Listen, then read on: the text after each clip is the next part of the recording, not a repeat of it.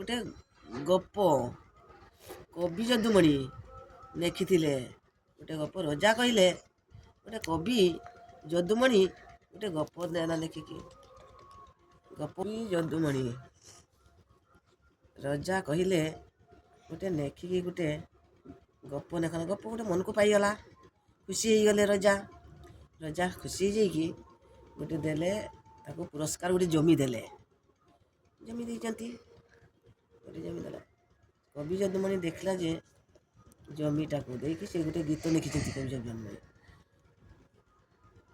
ଛାମୁ ଯାହା ଦେଲେ ହରସେ, ପାଉ ପାଉ ଗଲା ବରସେ। ଛାମୁ ଯାହା ଦେଲେ ହରସେ, ପାଉ ପାଉ ଗଲା ବରସେ। ବାଛି ବାଛି କିରି ଦେଲେ ପଡ଼ିଆ, ଶ୍ରାବଣ ମାସରେ ଭାଙ୍ଗେ ନଡ଼ିଆ। ବାଛି ବାଛି କିରି ଦେଇଛନ୍ତି ପଡ଼ିଆ। ଶ୍ରାବଣ ମାସରେ ଯେ ଚାରିଆଡ଼େ ପାଣି, ସେଥର ନଡ଼ିଆ ପିଟିନେ ଭାଙ୍ଗି ଯାଉଛି।